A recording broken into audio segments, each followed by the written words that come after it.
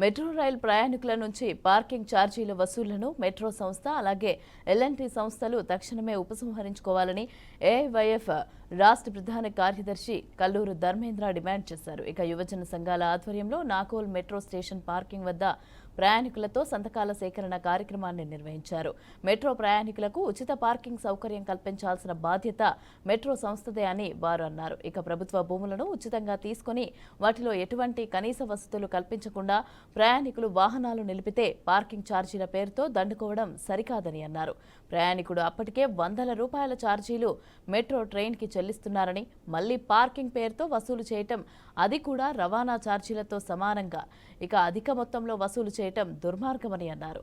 తక్షణమే నాగోల్, మియాపూర్, మిగతా అన్ని స్టేషన్లలో కూడా ఉచిత పార్కింగ్ కల్పించాలని వారు డిమాండ్ చేశారు. దీనిపైన సానుకూల నిర్ణయం తీసుకోకపోతే యువజన సంఘాలు ఉద్యమం ఉధృతం చేస్తామని అన్నారు.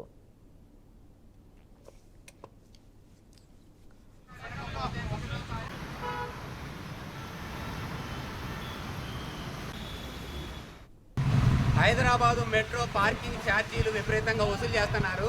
ఢిల్లీ మెట్రో కానీ, బెంగళూరు మెట్రో కానీ ఈ స్థాయిలో వసూలు చేయట్లేదు. గంట పేరు మీద మెట్రో ప్రయాణికుల దగ్గర వసూలు చేస్తున్నారు. ఇప్పటికే ఛార్జీలతో సతమతం అవుతామంటే ఈనాడు ఫ్రీ పార్కింగ్ తీసేసి పెయిడ్ పార్కింగ్ చేస్తూ ఉన్నారు. ఇది సరికాదుగా యువజన సంఘాలుగా మేము కోరుతా ఉన్నాం. దీనిలో భాగంగానే మాన్యువల్ సిగ్నేచర్ క్యాంపెయిన్ చేస్తూ ఉన్నాం. దీంట్లో పెద్ద ఎత్తున రెస్పాన్స్ ఉంది. మెట్రో ఎండీ గారిని కలుస్తాం. అయినా వినకపోతే 1వ తారీఖున దొడ్డిదారిని అమలు చేస్తూ ఉంటున్నారు. మొన్న ఆందోళన ఫలితంగా తాత్కాలిక వాయిదా అంటూనే మళ్ళీ 1వ తారీఖు అమలు చేస్తామని బోర్డు కూడా పెడతా ఉన్నారు. ప్రయాణికుల్ని కన్ఫ్యూజ్ చేస్తూ ఉన్నారు.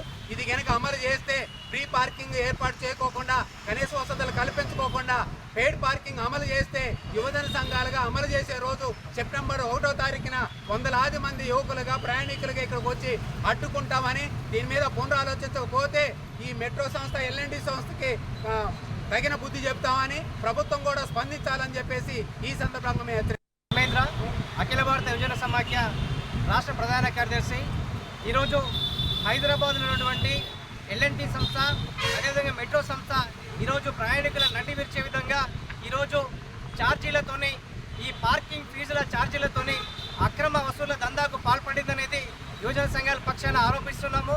ఈరోజు ప్రధానంగా దాదాపు ప్రయాణికులు ఇతర సంస్థల్లో పనిచేసేటటువంటి అనేక వేలాది మంది ప్రయాణికులు ఈరోజు మెట్రో పార్కింగ్ల దగ్గర పార్కింగ్ చేస్తున్నటువంటి వాటికి ఈరోజు ఈ ఛార్జీలు వసూలు చేయడాన్ని మేము పూర్తిగా వ్యతిరేకిస్తున్నాము.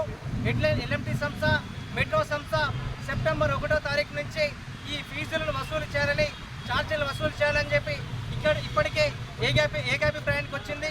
దీన్ని పూర్తిగా వ్యతిరేకిస్తున్నాము. ఎందుకంటే దాదాపు ప్రభుత్వ స్థలంలో ఉన్నటువంటి ఈ నాగోల్ సంబంధించిన మెట్రో పార్కింగ్ స్థలంలో ప్రయాణికులు తమ వాహనాలని, ద్విచక్ర వాహనాలని, అదే కార్లను పార్కింగ్ చేస్తున్నారు. ఈ పార్కింగ్లో కూడా పూర్తిస్థాయి మౌలిక వసతులు కల్పించలేదు. ప్రధానంగా ఈ ట్రాకులు కానివ్వండి, లేకుంటే ఇతరత్ర ఈ టాయిలెట్స్ వసతులు కల్పించాల్సిన బాధ్యత ఉంది. అదేవిధంగా సీసీ కెమెరాలు, భద్రతా వ్యవస్థను కూడా కల్పించాలి. ఇవేమీ కల్పించకుండా ఈరోజు అక్రమ మార్గాన ప్రయాణికులతోని వసూలు చేసేటువంటి విధానాన్ని మేము యువజన సంఘాల పక్షాన వ్యతిరేకిస్తున్నాము. తక్షణమే ఎల్ఎన్టీ సంస్థ